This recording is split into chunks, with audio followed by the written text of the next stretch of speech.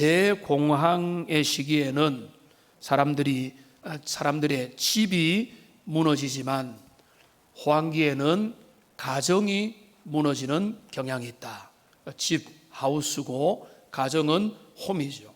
그래서 경제적으로 우리가 살만한 거처가 무너지고 견고하게 붙드는 것도 중요하지만은 집이 없다 하더라도 초가 산각에 산다 할지라도 가정이 행복하고 가정이 든든하고 가정이 주님 안에 소망이 있다면 그 가정은 소망이 있는 가정입니다. 자, 설교를 준비하면서 오늘날 가정에 붕괴된 무너져가는 현실에 대한 수많은 통계를 접했지만은 오늘 그 이야기는 하지 않으려고 합니다. 왜냐하면은 너무 많고 그 이야기들을 말하지 않아도 오늘날 그것을 동의하지 않을 분들이 거의 없기 때문에 굳이 인용을 할 필요가 없을 정도로 오늘날 가정은요 여러 부분 여러 모양에서 해체되어 가고 붕괴되어 가고 위기의 모습을 띠고 있기 때문에 그렇습니다. 그런데 우리 예수님을 믿고 하나님의 백성들은 그래서 건강한 가정을 세워감으로 오늘날 가정의 위기, 붕괴 사회 속에서 든든한 버팀목이 되어주고 그 사회의 안전판이 되어주고 사람들은 다 이상한 데로 가더라도 그들은 다 이 가정의 해체를 어쩔 수 없다 여기더라도 그 사회를 든든하게 지탱해주는 그런 크리스찬 가정이 되어야 되기 때문에 우리는 오늘 그런 내용을 살펴보기 원하는데요. 하여간에 분명한 것은 우리가 굳이 어떤 예들을 말씀드리지 않아도 오늘날 가정은 심각한 위기 국면에 들어서 있고 그 배후에는 우리의 세속적인 어떤 가치관이 자리하고 있습니다. 역사학자이면서 사회학자인 칼 짐머만이라고 하는 그 학자는 그가 낸 책의 제목이 있는데요. 가족과 문명이라고 하는 그 책에서 가정이 붕괴되어가는 그 8가지 원인을 그가 그 책에서 밝혔습니다. 간단하게 보면은 첫째는 결혼의 성스러움이 상실되었다는 것입니다. 그래서 종종 그것이 쉬운 이혼으로 귀결된다는 것입니다. 두 번째로는 결혼 예식의 전통적인 의미가 상실되었습니다. 요즘에는 주례자도 없습니다. 서로가 서로에게 특송 불러주고 리사이트를 함께 즐거워하고 그냥 그날 즐거운 축제가 됩니다. 저도 그런 데를 몇 번 가보면 분위기는 아주 좋습니다만은 결혼 예식의 전통적인 의미는 거의 사라져 가고 있는 것입니다. 그리고 또 세 번째로 제시한 것은 현대 사회에 여성 운동이 활발해진 그런 어떤 원인도 제시를 하고, 네 번째로는 부모와 권위에 대한 반감, 그 권위를 인정하지 않는 것, 이게 이제 그 시대의 가정이 무너져가는 모습으로 그려줍니다. 다섯 번째로 청소년들의 탈선과 반항, 여섯 번째로 가족의 구성원이 자기 책임을 지지 않는 모습. 그러니까 각자 자기의 욕망을 따라서 내 이익만을 챙기는, 그러니까 가정이 좀 온전하게 살아남지 못하는 겁니다. 그리고 일곱 번째로 간통과 여덟 번째 성에 대한 왜곡으로 인한 성적 범죄 증가를 가정 붕괴가 아주 급속하게 퍼지는 원인으로 잡았는데, 그런데 놀라운 것은요, 이 짐머만이라고 하는 학자가 낸 책은요 1947년도에 발간됐습니다. 그런데 제가 이걸 왜 인용했는가 하면 오늘날 우리 사회를 이 잣대로 봐도 전혀 틀릴 바가 없기 때문에 그렇습니다. 그러니까 가정이 무너지고 결혼관계가 위태롭고, 가정이 위태한 것은 8가지가 있지만 2가지로 좁히면은요 결혼과 성에 대한 왜곡입니다. 여기에 대한 가치관이 왜곡되어 있으니까 그 왜곡된 가치관을 가지고 잘못된 접근을 하니까 결과도 안 좋은 것입니다. 시작이 좋지 못하니까 끝도 좋지 못하는 것이고, 입력이 잘못되니까 출력이 잘못되는 현상들이 나타나고 있는 것입니다. 그러니까 우리가 분별을 해야 되는 것입니다. 뭘 분별해야 되는가 하면 우리는 우리의 시대 현상을 보면서 어쩔 수 없다, 우리 시대가 이러니까 우리도 어쩔 수 없다라고 하면서 동의하고 따라갈 것인지, 아니면 그 시대가 이렇지만은 하나님이 원하는 길이 있다면 그 길을 따라갈 건지, 그 성경적 가치를 따라서 나의 결혼관계, 나의 가정생활, 나의 그 가정을 새롭게 구성해 나갈 건지를 결단하고 선택해야 되고, 그거는 답이 분명한 것이, 그것이 바로 우리의 살 길이고 우리 사회와 우리 민족이 살 길이고 우리의 소망의 근거가 될 것이기 때문에 그런 것입니다. 장로님도 기도의 서두에 그런 말씀을 하셨는데, 우리 하나님의 뜻을 구한다 하지만은 결국은 내 뜻을 구하는 위험이 있지 않습니까? 우리가 말씀으로 돌아가자, 성경으로 돌아가자 하지만은 분리하면은요, 그거 딱 빼버려요. 나와 관계없는 내용에 있어서는 말씀을 붙잡는 것 같지만은 내게 중요한 주제는 말씀보다는 전통이요, 말씀보다는 경험이고 말씀보다는 시대의 철학을 강조하는 것입니다. 그러니까 하나님의 말씀으로 돌아간다는 것은 내게 유리하다 불리하다가 아니라 말씀에 나를 맞추는 겁니다. 내가 불리해도 거기에 맞추는 겁니다. 내가 좀 그러면 내가 이상하다고 여기면 고민을 해야죠. 말씀이 왜 그렇을까? 이 말씀이 진짜 진리일까? 그런 거 물어보지만은 그렇게 정리가 됐다면은 말씀 앞에 나를 맞추는 것이 진짜 크리스찬의 모습이 되고, 그러니까 부부 관계든 결혼 생활이든 가정 생활이든 교회 생활이든 권위의 문제든 세상이 아무리 엉망으로 돌아가고 이상하게 돌아간다 할지라도 하나님의 사람들은 말씀의 권위와 진리를 붙들고 그 시대를 살아가게 되는 것입니다. 가정의 달을 맞이하면서 몇 주 동안에 이제 가정에 대하여 부부 관계에 관하여 살펴보기 원하는데요, 이 부부 관계에 있어서 남편의 역할, 아내의 역할이 있습니다. 오늘은 주로 아내에게 주어진 명령을 살펴보겠는데, 이거는 지금 부부 생활을 하고 있는 분들에게만 적용되지 않습니다. 미혼 청년들 앞자리에 딱 앉아 있는데 청년들이 새겨 들어야 됩니다. 지금 이제 내가 잘 살던 결혼 생활도 남편과 아내가 먼저 돌아가셨다, 먼저 천국 가셨다, 이런 분들도 해당됩니다. 왜냐하면은 그 손주들이 또 있기 때문에 그렇습니다.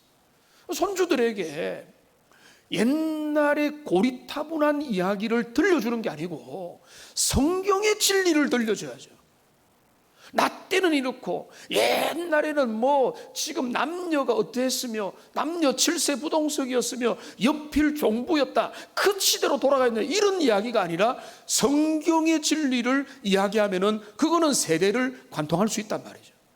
그런데 옛날 이야기만 하면은 못 받아들이는 거죠. 근데 진리를 받아들이느냐 아니면 진리의 사람이 아니냐의 문제이기 때문에 할아버지 할머니가 손주들을 안고 그들에게 참되거라 바르거라 진리를 가르쳐 줄 수 있기 때문에 지금 내가 부부 생활을 하지 않고 있는 상황이라도 그 부분을 자녀에게 또 손주 세대들에게 가르쳐 줄 수 있기 때문에, 그리고 이거는요 좀 확대하면은 이게 부부 관계지만은 모든 인간 관계로 확대할 수도 있는 부분이기 때문에 우리는 다 마음을 열고 귀를 기울여서 이 말씀을 들을 필요가 있습니다. 오늘 이 말씀을 보면 우선은 균형이 좀 맞지 않습니다. 아내들이여 라고 말해놓고 1절부터 6절까지 지면을 배려하고요, 남편들아 하고는 7절만 배려합니다. 이거 공평하지 않다 뭐 이렇게 말을 하겠지만, 그런데 성경의 문맥을 보면 앞에 2장을 보십시오. 2장 18절에 보면은 사환들아라고 이야기합니다. 사환들, 불리한 입장이 있는 자들, 그 종들, 노예들, 그리고 주인의 지시를 받아야 될 사람에 대한 이야기를 쭉 하고 그 다음에 3장 1절에서 아내들이여라고 말하고 있습니다. 그러니까 사환들, 아내들을 대표하는 것은 뭐라 볼 수 있는가 하면 좀 불리한 입장에 있는, 당시에 보면은 억울할 수 있는, 마음의 답답함을 가지고 살아갈 수도 있는 그런 입장에 있는 사람들을 그런 자들이 예수님을 믿게 되었을 때, 복음을 알게 되었을 때 그들은 어떤 마음을 가지고 복음의 사람으로, 내가 아내 된 거 바꿀 수 없잖아요. 아내가 남편이 될 수 없잖아요. 사환이 당장 주인 노릇을 할 수 없잖아요. 그 위치에 있는 사람들이 어떻게 해야 되느냐를 주로 이야기하다 보니까 그 지면이 좀 더 많아졌다, 이렇게 볼 수가 있는 것입니다. 자, 오늘 그래서 여기 이제 3장 1절은 아내들아라 이렇게 시작합니다. 아내들에게 주는 교훈입니다. 근데 그냥 아내들이 아닙니다. 이 아내들은요, 예수님을 믿는 아내들입니다. 신앙의 부녀들을 의미합니다. 그러니까 지금 오늘 이 말씀은요, 믿지 않는 사람들에게는 적용이 안 될 수 있는 말씀입니다. 그들이 그걸 지키면 좋지만은 지킬 마음도 없고 이유도 없고 그들은 지킬 가치도 그들은 느끼지 못하는 겁니다. 주님을 믿기 때문에, 구원받았기 때문에, 하나님의 자녀이기 때문에 너희가 이 원리를 따라라. 이게 언약 백성들 성경적 부부관계의 원리가 된다, 이렇게 가르치고 있는 것입니다. 성경적 부부관계에 있어서 오늘은 주로 여성들, 아내들에 대한 이야기를 할 겁니다. 여성들이 목사님이 남성이라고 아내에 대한 이야기만 하시면 어떻게 합니까? 다음에 또 남편에 대한 이야기를 하겠습니다. 오늘은 주로 말씀을 처음에 준비할 때는 남편과 아내를 골고루 하려고 하다가 이게 너무 길어질 것 같아서 잘라서 그렇게 말씀을 나누겠습니다. 자, 아내가 크리스찬 부인이 남편에게 어떻게 해야 되느냐, 여기 보면 두 가지를 요청하고 있습니다. 첫째는요, 자기 남편에게 순종하라. 그리고 두 번째로는 너의 속사람을 단정히 하라. 속사람을 꾸며라. 너의 남편에게 순종하고 너의 속사람을 꾸며라. 오늘은요, 앞에 있는 이 내용 먼저 하겠습니다. 너의 남편에게, 자기 남편에게 순종하라. 우선은요, 누구에게 순종하라고요? 남편이 아니죠. 뭡니까? 자기 남편입니다. 남의 남편한테 잘하려고 하지 말라는 거예요. 잘하면 좋죠. 예의를 갖추고 예의 범죄를 갖추고 그들을 존귀히 여기면 좋지만은 누구한테 우선 잘하고 누구한테 순종해야 되는 거면 내 남편한테 순종하라는 거예요. 자기 남편한테 순종해. 남한테는 다 좋은 모습 보이면 자기 남편한테는 무섭게 굴고 함부로 대하고 아주 예의를 안 갖춘다면 그거는 크리스찬 아내의 자격이 없다는 거예요. 주님의 변화된 하나님의 부녀들은 내 남편에게 순종하라, 이렇게 말을 하고 있는 거예요. 자기 남편, 여러분, 내가 결혼 잘못했다, 그런 생각 고쳐 먹어야 되는 거예요. 지금 내가 손해다, 그런 생각도 고쳐 먹어야 돼요. 다 집신도 제 짝이 있는데 여러분이 그 생각을 버리고 하나님이 내게 짝지어 주신 사람이다, 내가 주님을 모르을 때 결혼했다 할지라도 주님 앞에서 내 눈에, 내 수준에 맞는 배우자다라고 생각하고 믿음으로 갖고 나가는 게 중요한 거지. 내가 속았다, 내가 손해봤다, 이렇게 하면은요, 그 결혼 관계가 제대로 성립될 수가 없는 것입니다. 그러니까 우선은 뭔가 하면 자기 남편에게 순종하라. 이 순종이 오늘 강조가 됩니다. 5절을 보시면은 거룩한 부녀들이 자기 남편에게 순종함으로 자기를 단정하겠다. 이전에 하나님을 사랑하고 주님의 은혜를 받았던 거룩한 하나님의 부녀들, 주님을 진짜 사랑했던 사람들은요, 자기 남편에게 순종을 잘했다는 것입니다. 그러니까 이거는 너가 순종하라, 특별한 사람이 순종하라가 아니라 믿음 좋은 사람은 순종한다는 것입니다. 그 다음에 6절을 또 보시면은 사라가 남편을 주로 여기며 순종했다, 이렇게 나오죠. 사라가 아브라함을 주로 칭하여 순종한 것 같이 사라가 믿음으로 아브라함을 주라고, 주님 나의 주인님이라고 부르면서 그가 순종의 모범을 보였다. 그러니까 너희가 남편에게 순종하라라고 할 때 강력한 근거를 들죠. 너희의 어른 세대들, 믿음의 선배들 형제들, 부녀들, 크리스찬 부녀들이 그렇게 했다는 거예요. 그 대표자가 누굽니까? 사라가 그렇게 했다는 거예요. 저는 이 구절을 좋아합니다. 제 아내가 사라잖아요. 사라가 남편을 주로 여기며 섬겼다. 그래서 얼마나 이게, 근데 이렇게 했다. 이런 근거가 있으니까 자기 남편을 순종하라 이렇게 말을 하는 것입니다. 근데 이거를 좀 더 넓혀보면은요, 자, 과거의 믿음의 어른들이 그렇게, 믿음의 부녀들이 그렇게 했고, 사라도 그렇게 했고, 근데 그뿐만 아니라 에베소스를 봐도 남편에게 순종하라고 했고, 골로새서를 봐도 순종하라고 했기 때문에 이 순종하라고 하는 명령을 우리가 이제 성경이 계속해서 주는 그런 요청이라고 봐야 되는데요. 그런데 우리가 이렇게 이걸 딱 가지면은 현대 교육을 받은 여성들과 또 현대 남성들마저도 이거는 오늘날 우리의 철학과 우리의 세계관과 맞지 않다. 여필 종부냐? 어떻게 남녀가 동등한데 아내가 남편에게 순종하라고 그렇게 가르치느냐? 이거는 옛날에 유교가 한창일 때 했던 거는 통할 줄 몰라도 오늘날에는 통하지 않는다 하고 그렇게 생각을 합니다. 여러분, 그런데 그렇지 않습니다. 그렇지 않은 것을 제가 설명을 해드리겠습니다. 성경은요, 남녀가 차별이 있다고 절대로 가르치지 않습니다. 그리고 오늘 본문에 보면은 여성들이요, 남성들에게 순종하십시오라고 말하지 않습니다. 오늘 본문이 말하는 것은 뭡니까? 아내들이요, 너의 남편에게 순종하라고 말해요.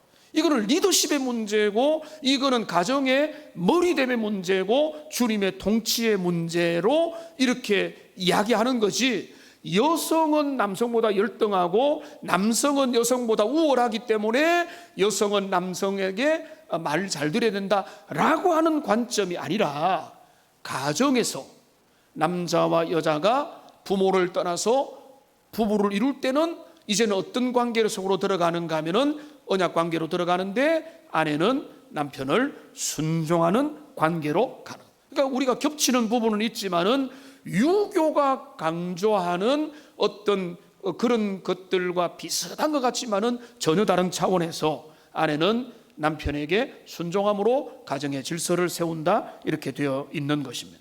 여기서 우리는 중요한 질문을 던져야 됩니다. 이 명령이 오늘날 유효한 명령이냐, 폐기 처분되어야 되느냐, 구시대의 유물이기 때문에 사라져야 되느냐, 아니면 이거는 여전한 진리냐. 여러분, 진리는요, 어제는 맞았고 오늘은 틀렸고 이렇지 않습니다. 진리는 뭔가 하면 어제 맞았다면 오늘도 맞아야 돼요. 하나님이 왜 진리의 하나님인가 하면 어제 하셨던 그 하나님의 모습이 오늘도 똑같기 때문에 그게 진리고 내일도 맞기 때문에 진리인 거예요. 근데 어제는 옳았는데 오늘은 틀렸다. 그거는 진리가 아니고 그거는 상황이죠. 그거는 문화요 관습이죠. 문화요 관습은 얼마든지 바꿀 수 있는 거예요. 그러니까 오늘 이 본문에서 이런 어떤 아내들은 자기 남편에게 순종하십시오라고 하는 명령이 진리의 차원인지 문화적인 차원인지를 우리는 분별하고, 그게 진리라면 억울해도 내가 마음에 안 들어도 내가 고쳐야 되는 거예요. 진리가 아니라면 이거를 우리가 고수할 이유가 없어요. 이거는 우리가 내려놓아도 되는 겁니다. 그러니까 이게 과연 진리냐라고 할 때 당연히 제가 말씀대로 이거는요, 그 시대에 국한된 명령이 아니라 진리입니다. 왜 그런가 하면 우선은요, 간단하게 살펴보면은 에베소서에도 말하고 골로새서도 말하고 베드로전서에도 말하고 성경이 말하는데, 이 모든 말하는 게 구약도 아니라 신약입니다. 신약에 복음을 아는 자들에게 주신 주님의 교훈이에요. 그렇기 때문에 이거는 구약의 옛 제도에 속한 거라면 그 중에는 용도 폐기되는 부분도 있겠지만은 이거는 복음 안에 있는 교회에게 주시는 명령이기 때문에, 이거는 시대가 달라졌기 때문에 이거는 이제는 받아들일 수 없다고 할 수 있는 그런 어떤 상대적인 가치관이 아니라는 거예요. 그거를 우리가 우선은 철저하게 인정을 해야 되는 것입니다. 그래서 이게 이제 가치관 전쟁이죠. 이게 진리 전쟁입니다. 세상 사람들 이런 이야기 하면은요, 야, 저 목사와 저 교회는 진짜 고리타분하다. 제가 이 말씀 준비하면서 그런 아우성과 항의가 세상 가운데 빛받칠 것이 다 눈에 선합니다. 그런데 여러분 보시면 이게 진리 충돌이잖아요. 사람들은 이런 거 인정 안 하죠. 그런데 교회는 진리를 따라가고 진리를 고수하고 진리를 따라 가정을 세우고, 그래서 그 시대의 세상의 가치관과 다른 가정을 이루기 위해서 우리는 애를 쓰고 겸손하게 우리의 가정을 섬겨나가고, 여러분이 그렇게 해갈 때 그게 우리 시대의 희망이 되고, 사람들에게 뭐 홍보를 하지 않아도 그래도 교회는, 그래도 주님을 믿는 사람들은 그 시대의 가치관을 그냥 따라가지 않는구나라고 하는 것을 배울 수 있게 되는 것입니다. 자, 그렇다면 실제적인 차원에서 왜 아내들이 남편에게 순종하라고 이야기하는가? 오늘 저는 이제 두 가지만 성경적 근거를 말씀하면은 다 될 것 같은데요. 첫째 이유가 오늘 1절에 나와 있습니다. 오늘 1절을 보시면 이렇게 되어 있습니다. 아내들이여 이와 같이 자기 남편에게 순종하라. 이는 혹 말씀을 순종하지 않는 자라도 말로 말미암지 않고 그 아내의 행실로 말미암아 구원을 받게 하려 함이니. 불신 가정에서 하나님을 믿지 않는 남편이 주님을 믿지 않고, 아니면은 당자처럼 교회를 떠나 있고 주님을 모르는 세상의 길을 걸어가고, 아니면은 다른 종교를 믿고 있는 사람들이었는데 어떤 이유에서는지 내가 예수님을 믿게 된 거예요. 내가 주님을 알게 된 거예요. 자, 그러면 그 남편은 그 아내에게 있어서 뭔가 하면 전도하여 구원할 대상이라는 겁니다. 그 남편이 구원의 대상자인데 그 남편에게 구원의 문이 열리려면 아내는 가정에서 그 불신 남편을 향한 태도를 올바르게 해야 남편이 결국에는 어느 순간에 마음을 열고 감화감동받고 존중해서 아내를 따라서 교회로 온다, 이 말입니다. 그러니까 아내가 남편을 존중할 때, 여기서 제가 여러분 그 말입니다. 자, 좋은 남편을 존경하는 거 누가 못해요? 여기서 말하는 남편은요, 말 안 듣는 남편이에요. 종교가 다른 남편이에요. 주님을 믿지 않는 남편이고 자기 길을 가는 남편을 내가 함부로 대하지 않는 것입니다. 왜냐하면요, 그 남편이 아내 뭘 보죠? 1절을 보시면은 그 말이 아니라 그 행실을 보는 겁니다.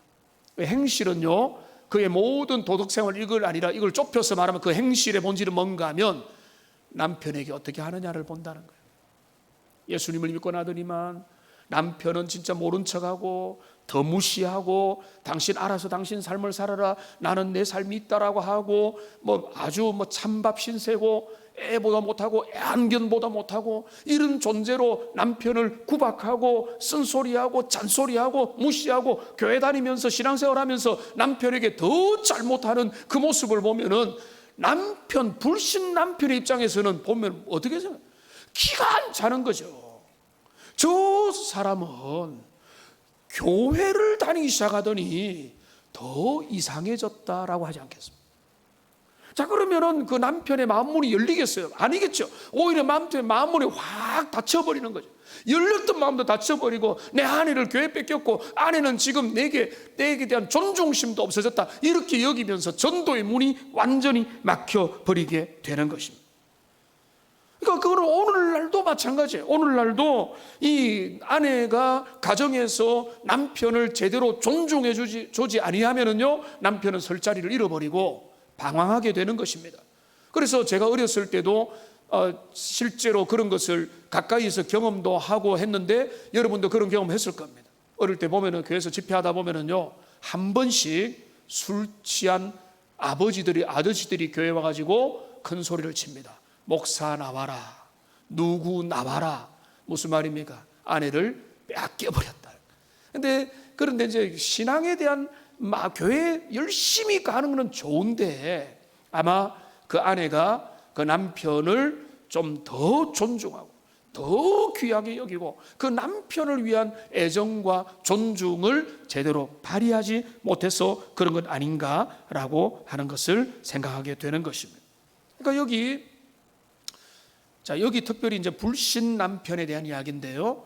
아내가 그 남편이 주님을 안 믿고 남편이 전혀 내 의견을 따라주지 않는다 할지라도 나는 여전히 나의 남편으로 알고 귀하게 여기고 그를 존중하고 그에게 예우를 다하고 내가 그를 나의 배우자로 남편으로 인정을 할 때 어느 순간에 남편이 그 아내의 진실한 행동을 보고는 마음을 고쳐먹는다.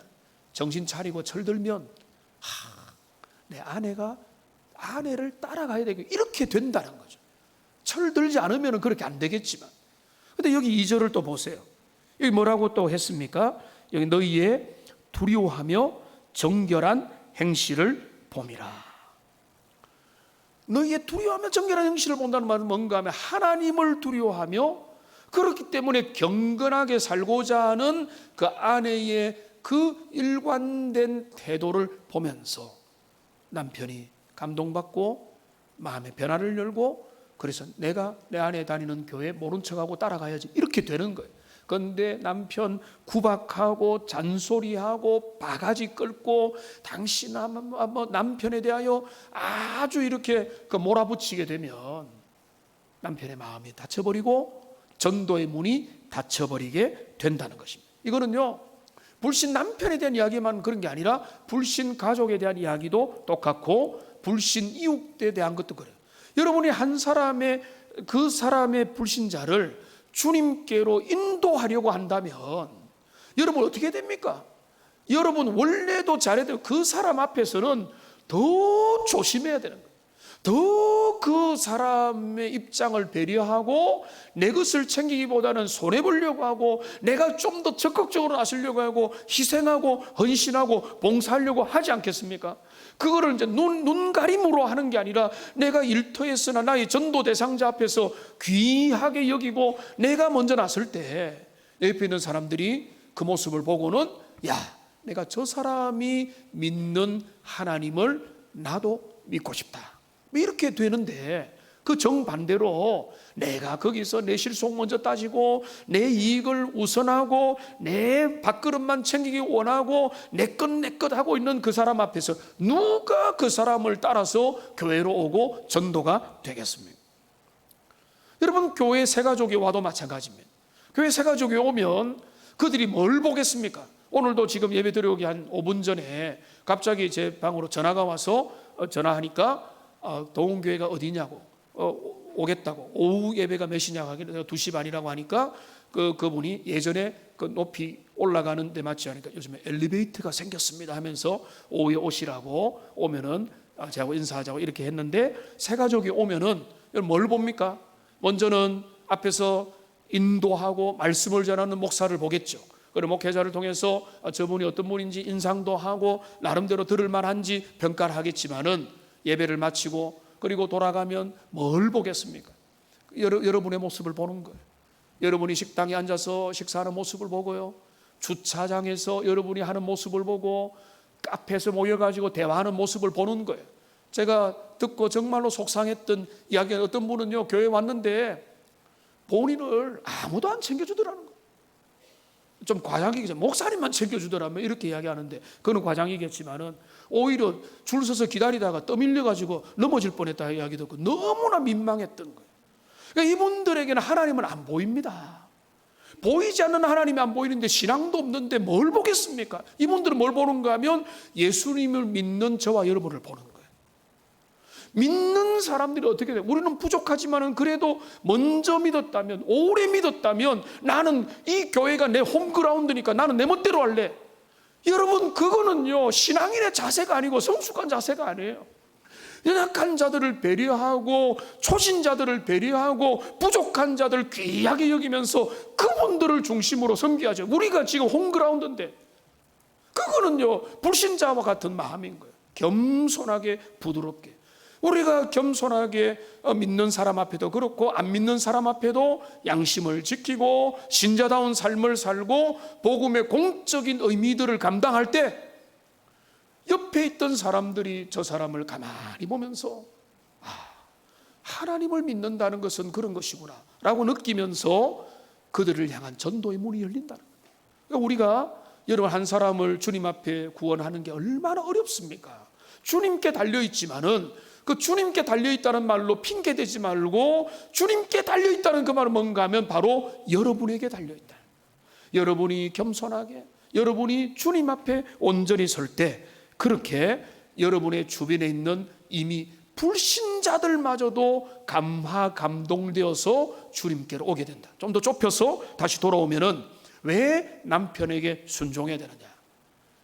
순종을 열심히 하고 남편을 존중하고 귀하게 여기면 심지어 불신 남편마저도 아내의 그 존중의 태도를 보고는 마음을 고쳐먹고 함께 손잡고 교회로 오더라는 거예요.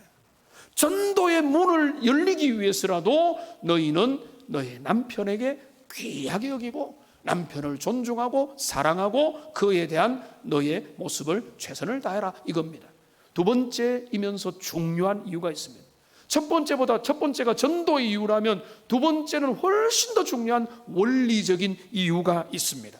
그건 더 깊은 차원인데요. 오늘 6절에 보면 이렇게 되어 있습니다. 사라가 아브라함을 주로 칭하며 순종한 것 같이라고 말했습니다. 여기 보면 우리가 주목하게 만드는 표현이 있습니다. 주라고 하는 표현입니다. 자, 사라가 남편을 존중했다. 오케이. 사라가 남편을 사랑했다. 예우했다. 예절을 갖췄다. 다 좋은데 여기 뭐라고 했는가 하면 그 정도 급이 아니라 주라고 칭하면서 순종했다는 거예요. 그러니까 이게 오늘 우리가 해결해야 될 중요한 코드요 비밀인 겁니다. 그러니까 이거를 우리가 잘 봐야 되는데 무슨 말인가 하면은 사라가 아브라함에게 주인님이라고 했다는 거예요. 여러분 부부 관계에 아내가 남편을 주인님이라 한다? 이상하죠? 근데 성경의 비밀이 여기에 있는 겁니다. 여러분 남편을 뭐라고 부르세요? 제가 우연히 보게 됐는데 못 볼 걸 봤습니다. 남편이 이름이 왼수로 저장이 되어 있더라고요. 빨리 지우십시오. 아름다운 이름으로. 아름다운 이름을 하기 어려우면은 부드러운 이름이라도 좀 중립적으로라도 해야지. 왼수가 뭡니까? 왼수가. 근데 저와 아내가 함께 소개받은 것이 아내를 잘 알고 저를 잘 아는 분이 장로님 권사님이 중간에 소개를 시켜줬어요. 원래 두 가정을 잘 아는 분이. 그래서 이제 만나서 하나님의 은혜 가운데 결혼을 했는데 제가 제 아내를 결혼 후에 제 기억으로는 몇 년 동안에 계속해서 불렀던 칭호는 뭔가 하면 사라자매였습니다. 사라자매 이렇게 하니까 장인 장모님이 너무 좋아하시는 거예요. 이름을 불러줬다는 이름을. 저는 아무 생각 없이 불러줬는데 그 후로 이제 지금은 가만히 생각하니까 여보라고 부르는 거예요. 아내도 저를 여보라고 부르는 것 같습니다. 여러분이 뭐 이름을 부르면 좋고 여보도 좋죠. 아내도 좋죠. 집사람보다는 그게 낫습니다. 그리고 누구 엄마, 누구 아빠보다는 그게 좀 더 남편과 아내를 불러주는 이름인데 근데 사라는 아브라함을 주님이라고 불렀어요. 주님이라고. 근데 여기에 비밀이 있습니다. 근데 많이 찾아볼 수 없지만 좀 우리가 이거는 찾아보겠습니다. 에베소서 5장으로 가보겠습니다. 315페이지에 왼쪽으로 조금만 넘기면 되는데요. 에베소서 5장으로 가보면 여기 22절을 보십시오. 여기 22절에 보시면은 아내들이요 자기 남편에게 복종하기를 그 다음 뭐라고 했죠? 죽게 하듯 하라 라고 베드로 전서와 똑같은 이야기를 하고 있어요. 그리고 24절을 보시면은 24절에 보시면은 그러므로 교회가 그리스도에게 하듯이 아내도 남편에게 복종하라, 이렇게 돼 있어요. 그러면서 32절에 보면은 지금 22절부터 남편과 아내의 관계를 이야기하면서 32절에 뭐라고 하냐면은 이 비밀이 크도다라고 하면서, 이 비밀이 어떤 비밀인가 하면 나는 그리스도와 교회에 대하여 말한다라고 이야기하고 있다는 겁니다. 자, 그러면은 이게 뭔가 하면 그리스도와 교회의 관계 모르는 사람 없죠. 가정의 부부관계는 그 패턴으로 세워져야 된다는 거예요. 아내가 남편에게 순종하는 게 그게 좋다, 그게 도덕적이다, 그게 윤리적이다, 이 정도 수준이 아니고, 아내가 남편에게 죽게 하더라라는 것은 이거는 뭔가 하면 주님이 그 교회 같은 가정을 세워서 주님이 그 비밀을 이 땅 가운데 드러내기를 원하고 계시더라는 겁니다. 그러니까 이 아내가 남편에게 순종하는 이 부분은요, 그게 좋고 그게 질서다 이 차원이 아니라 하나님의 창조 질서요, 주님의 구원의 경륜이요, 주님이 이 땅에서 교회를 이끌어 가시는 방식이 바로 그겁니다. 그러니까 이 비밀이라고 한 거죠. 그러니까 믿지 않는 사람들이 볼 때는 기가 차죠. 지금이 어느 시대인데 이런 이야기 하냐고. 그런데 믿음의 사람들은, 경건한 부녀들은, 경건한 주님의 사람들은 이 비밀을 이해하는 거죠.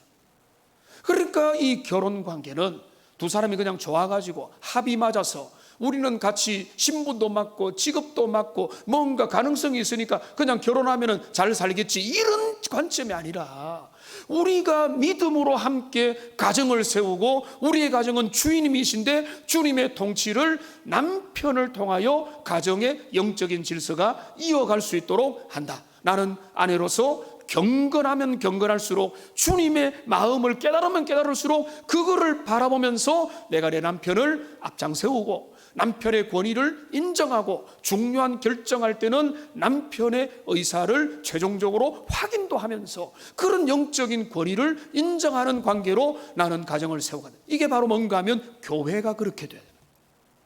교회가 그냥 아무거나 되는 게 아니라 교회가 영적인 질서를 통해 그리스도의 머리 대신 그리스도 안에서 모든 것들이 권위가 제대로 작동해 가야 되듯이 가정도 하나님의 비밀된 계획 속에 그게 있다는 겁니다. 하나의 간단한 말씀을 드리면은 삼위일체 하나님이신데, 하나님과 성부 하나님과 성자 예수님은요 서로 동등하시죠. 차등이 없죠. 열등한 분이 없죠. 그런데 성자 예수님은요, 성경을 보면 철저하게 성부 하나님을 섬깁니다. 그죠?